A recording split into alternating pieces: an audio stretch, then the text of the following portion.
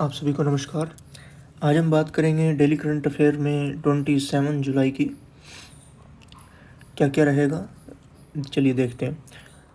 Question number 1 में लिख रखा है India designates 5 new Ramsar sites. Bharat ने 5 नए रामसर साइट्स को नामित किए हैं। तो टोटल अभी कितने हुए? 5 को उन्होंने नामित किए हैं और जब ये फाइनल हो जाएगा तो ये कितनी हो जाएंगी? 54 हो जाएंगे। 49 से इंक्रीज हो गए। ये 5 वेटलैंड कौन कौन से हैं? रामसर साइट्स किनको बोलते हैं? जो वेटलैंड होते हैं, ठीक है, आर्द्र भूमि जिसको हिंदी में बोलते हैं। वेटलैंड्स ऑफ इंटरनेशनल इंपॉर्टेंस, जो अंतर्राष्ट्रीय महत्व के वेटलैंड्स होंगे, अंतर्राष्ट्रीय महत्व की आर्द्र भूमि होंगी बायोडाइवर्सिटी के मामले में, उनको इस तरह से नामित किया जाता है जिसमें लिख रखा है 3 वेटलैंड्स, दिस एंड दिस। ये कहाँ से है?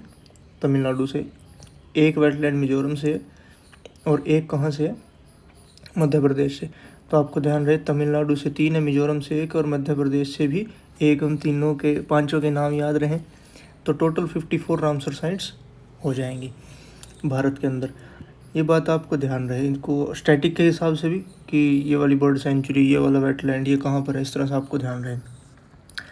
आगे लिख रखा है रामसर कन्वेंशन। रामसर जो संधि हुई थी वो एक अंतर्राष्ट्रीय समझौता था। किसके लिए? वेटलैंड्स को सुरक्षित और उसका बहुत ही अच्छे तरीके से यूज़ करने के लिए, ताकि उसका दुरुपयोग ना हो सके, ताकि वहाँ की बायोडाइवर्सिटी को कोई नुकसान ना पहुँच सके। तो ये संधि समझौता हुआ था। ये कब हुआ था? 1971 में 2 फरवरी को। रामसर कहाँ का शहर है? ईरान का, ठीक है। कैस्पियन सागर के किनारे पर बसा हुआ शहर है, तो इसलिए आपको ध्यान रहे ईरानियन सिटी रामसर के बारे में। जो भी इसमें बेसिक बात हुई उसके बारे में हमने बात कर लिए। इतना ही पढ़ना है, ज़्यादा कुछ नहीं। सेकंड, आपने सुना होगा बहुत बार कि जीआई टैग किसी प्रोडक्ट को मिला है, कभी खिलौनों को तो कभी खाने की किसी चीज़ को, जैसे बिहार की शाही लीची। तो इस तरह से बहुत सारे जीआई टैग न्यूज़ में आते रहते हैं। तो अभी वाइट अनियन को मिला जीआई टैग। ये कहाँ से? महाराष्ट्र से। तो इतना ही पढ़ना है। डिलिमिटेशन का मतलब परिसीमन। परिसीमन भी अभी पढ़ा ही था कुछ टाइम पहले। ये जम्मू एंड कश्मीर के मामले में न्यूज़ में था कि परिसीमन आयोग जम्मू एंड कश्मीर की। परिसीमन का मतलब होता है कि वहाँ की जो जियोग्राफी है उसकी पॉपुलेशन को, वहाँ की कॉन्स्टिट्यूंसीज जो पहले से डिवाइड हैं, जैसे कि इस तरह से डिवाइड है। 1 number constituency suppose Ambala, second Karnal. तो इस तरह से उनकी पॉपुलेशन को, वहाँ की कॉन्स्टिट्यूंसीज को दोबारा से डिवाइड करना पॉपुलेशन के अकॉर्डिंग। यानी कि वो अब जैसे यहाँ पर ये 4 कॉन्स्टिट्यूंसीज हैं, तो यहाँ की पॉपुलेशन अगर इंक्रीज़ हो सकता है, यहाँ पे 5वीं कॉन्स्टिट्यूंसी भी बना दी जाए। तो परिसीमन आयोग का यही काम होता है कि वहाँ की जियोग्राफी को वहाँ की पॉपुलेशन के हिसाब से डिवाइड करे, उसी हिसाब से फिर वहाँ से एमपी एमएलएज वगैरह सेलेक्ट होकर आएंगे। तो ये 2 तरीके से होते हैं, एक तो स्टेट की तरफ से और एक सेंटर की तरफ से, जैसा कि इसमें लिखा भी हुआ है। देखो आर्टिकल 82 में बताया गया है कि संसद हर एक जनगणना के बाद, जो 10 साल के बाद होती है, उस जनगणना के बाद एक परिसीमन अधिनियम को पास करेगा, जिसके जरिए ये कॉन्स्टिट्यूंसीज वगैरह डिक्लेयर की जाए। ऐसे ही स्टेट आर्टिकल 170 के अंदर, अनुच्छेद 170 के अंदर। तो ध्यान रहे स्टेट इसके लिए और पार्लियामेंट 82 के लिए। तो अब ये क्यों चर्चा में आया? अब ये नॉर्थ ईस्ट के, यानी कि उत्तर पूर्व के 4 राज्यों में भी ऐसा करने के लिए एक सुप्रीम कोर्ट में प्ली डाली गई है, जिसमें कि नागालैंड, अरुणाचल प्रदेश, असम और मणिपुर में परिसीमन करवाया जाए। इस तरह का, इस कारण से चर्चा में था, ठीक है। तो बेसिक में आपको बता दिया। लेटेस्ट अभी कहाँ पे हुआ था? जम्मू एंड कश्मीर में, जिसकी डिलिमिटेशन कमीशन की हेड कौन थी वहाँ पर? रंजना प्रकाश देसाई। तो आगे चलते हैं। क्वेश्चन नंबर 4 में लिख रखा है कि रशिया ने इंटरनेशनल स्पेस स्टेशन से क्विट कर दिया और ये 2024 के बाद यहाँ से बाहर आ जाएगा, ठीक है। आगे लिख रखा है फिर इसके बारे में बेसिक बातें कि इंटरनेशनल स्पेस स्टेशन है क्या। वो एक तरह से अंतरिक्ष में घूमता हुआ एक स्टेशन है, जहाँ पर साइंटिस्ट वगैरह जाते हैं और वहाँ पर रिसर्च करते हैं, वहाँ पर रह के वहाँ की इन्वायरमेंट, उसके और भी बहुत सारी चीज़ों के बारे में देखते हैं वहाँ से। तो इंटरनेशनल स्पेस स्टेशन ये किसके द्वारा रन किया जाता था? यूएस, रशिया, जापान, कनाडा और यूरोप। लेकिन इसमें सब रशिया बाहर आ जाएगा 2024 में। तो ये सबसे पहले कब स्थापित किया गया था ऑर्बिट में? 1998 में। तो नासा और दूसरे स्पेस जो पार्टनर्स हैं इसके, वो अभी भी 2030 तक इसको चलाते रहेंगे।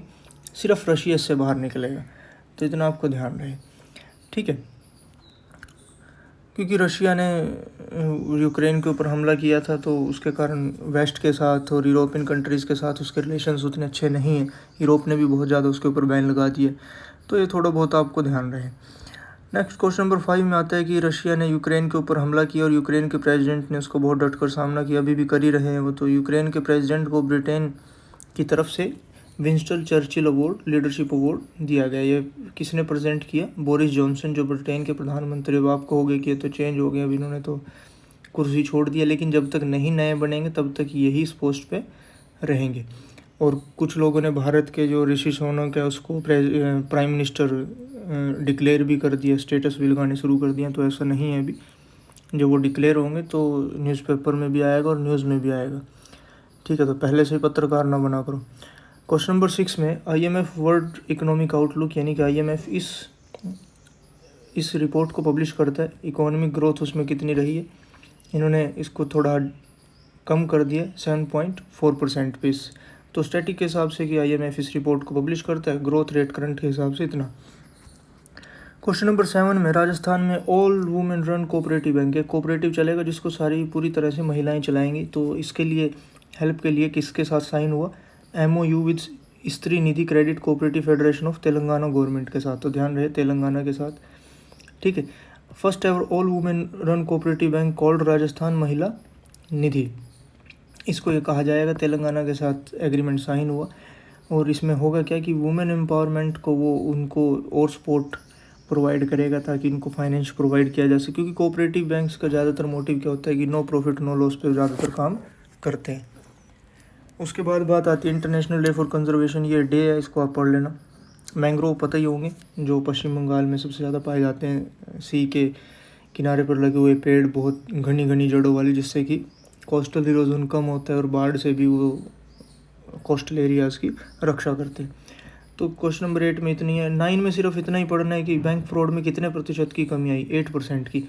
ऐसा मिनिस्ट्री ऑफ स्टेट जो फाइनेंस मिनिस्टर है भगवत कराड़, उन्होंने ये लोकसभा के अंदर पार्लियामेंट में आंसर दिया, ठीक है। तो इतना ही पढ़ना है।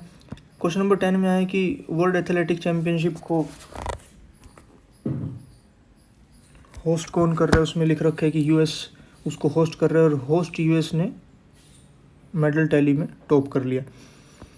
अरमांद, ये जो भी नाम है, स्वीडन के रहने वाले, इन्होंने अपना ही रिकॉर्ड ब्रेक कर दिया। किसमें? पोल वॉल्ट में, जिसमें कि देखो होगा कि वो एक बहुत बड़ा लंबा सा डंडा एक लेके भागते हैं और उसके ज़रिए वो बहुत हाइट तक वो जंप करते हैं।